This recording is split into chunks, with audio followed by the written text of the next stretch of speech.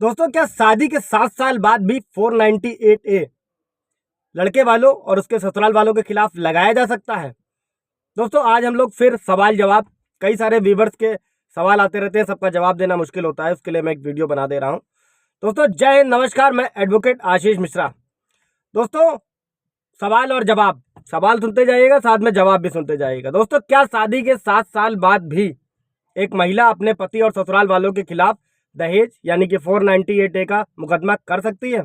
तो दोस्तों, जवाब है हाँ। 498 लगाने की कोई सीमा नहीं है कि कब लगाया जा सकता है, हाँ, लेकिन इसका मतलब ये भी नहीं है कि काफी समय की पहले की घटना दिखाकर 498A का केस लगा दिया जाए। इसमें कम से कम सीमा 3 साल की होनी चाहिए 498A के अंदर। आप समझते हैं दोस्तों कि 498A में सजा कितनी होती है? तो दोस्तों, 498A में 3 साल, अगर 498A यानी कि दहेज हिंसा साबित होती है तो 3 साल की सजा है और प्लस जुर्माना भी है। अब दोस्तों, ये समझते हैं कि 498A ये एक अपराध है, ये आईपीसी के अंतर्गत आता है, तो ये जमानती है या गैर जमानती है? तो दोस्तों, 498 ये गैर जमानती है।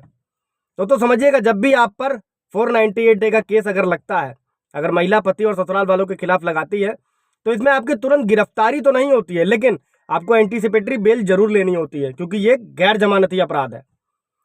इसके आगे बढ़ते हैं दोस्तों, फिर आगे देखते हैं 498A का केस कितने सालों तक चलता है। इसको भी समझ लीजिएगा दोस्तों कि इसकी कोई सीमा नहीं है। बहुत से केस जो होते हैं वो 10-10 साल तक चलते रहते हैं।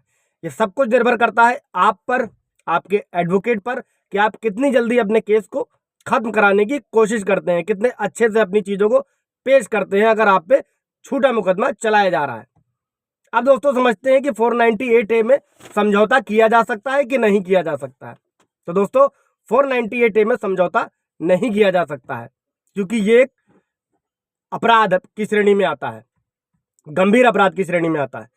अच्छा दोस्तों, अभी में समझते हैं कि 498A में अगर झूठा आरोप आप पर लगाया गया है तो सबसे पहले आप क्या कर सकते हैं, अपना बचाव कैसे कर सकते हैं 498A अगर झूठा लगाया गया है तो दोस्तों, आप सीधे अपने डिस्ट्रिक्ट की हाई कोर्ट में जाकर उसको 482 CRPC के तहत रद्द करवा सकते हैं, यानी कि क्वॉशिंग की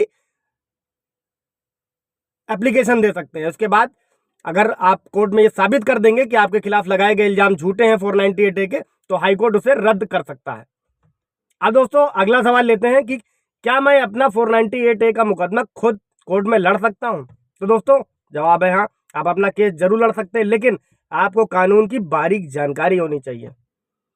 किंतु आप दूसरे आरोपी की तरफ से नहीं लड़ सकते, अपनी तरफ से आप लड़ सकते हैं, लेकिन जानकारी होना बहुत जरूरी है, अदरवाइज आपका अच्छा खासा नुकसान हो सकता है। दोस्तों, क्या मुझे 498A के सभी तारीखों पर उपस्थित होना जरूरी है? यह भी एक बहुत ही महत्वपूर्ण सवाल है, जवाब सुन लीजिएगा दोस्तों। चूंकि एक आपराधिक मुकदमा है, इसलिए इसमें सभी तारीख पर जाना चाहिए। अगर आप तारीख पर नहीं जा सकते हैं तो आपको एप्लीकेशन लगानी होगी और सही वजह बताकर आप आपकी तरफ से अपना वकील भेज सकते हैं, लेकिन तारीख पर जाना बहुत जरूरी है। अब एक बहुत अच्छा सा सवाल है दोस्तों, ये भी सुन लीजिएगा कि 498A और घरेलू हिंसा DV का मुकदमा क्या एक साथ चल सकता है? तो दोस्तों, जवाब है हाँ, बिल्कुल चल सकता है। अब दोस्तों, ये भी समझते हैं कि 498A में अगला सवाल है, क्या पुलिस मुझे गिरफ्तार कर सकती है? तो दोस्तों, 498A में सीधी गिरफ्तारी पर सुप्रीम कोर्ट ने रोक लगा रखी है। तो 498A में पुलिस पति या उसके घर वालों को सीधे गिरफ्तार नहीं कर सकती। अगर पुलिस गिरफ्तार करती है तो उसको गिरफ्तारी की वजह बतानी होगी। इस चीज पर सुप्रीम कोर्ट ने रोक लगाई हुई है 498A में तुरंत गिरफ्तारी पर। अब अगला सवाल लेते हैं दोस्तों, क्या कोई आदमी 498A फाइल कर सकता है? तो दोस्तों, इसमें यह भी दावा किया गया है कि आईपीसी की धारा 498A पति द्वारा पत्नी पर अत्याचार में केवल महिलाओं को पीड़ित माना जाता है, जबकि आरोपी पुरुष या महिला दोनों हो सकते हैं, लेकिन महिला के खिलाफ 498A का मुकदमा नहीं दर्ज किया जा सकता है। अब दोस्तों, अगला सवाल लेते हैं कि 498A में अग्रिम जमानत एंटीसिपेटरी बेल मिलना आसान है या मुश्किल है?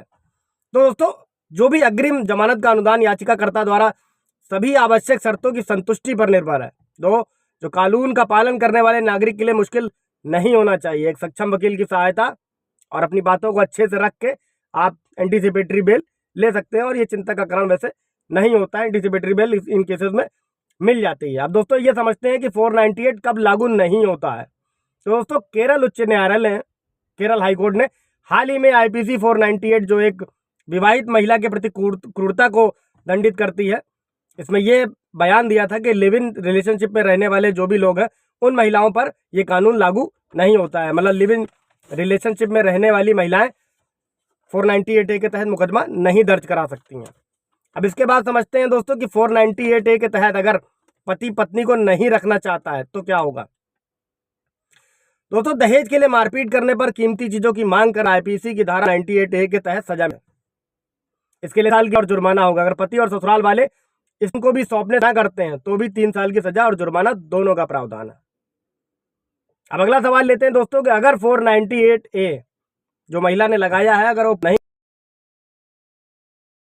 तो अगर 498 साबित नहीं होता है, झूठे 498A के लिए विशेष रूप से सजा प्रदान करने वाला वैसे तो कोई कानून नहीं है, लेकिन आईपीसी की धारा 211 के तहत चोट पहुंचाने के इरादे से किसी भी व्यक्ति के खिलाफ अपराध करने के लिए झूठे आरोपों के लिए सजा का प्रावधान करती है, जिसमें 7 साल की कैद या जुर्माना दोनों दिया जा सकता है।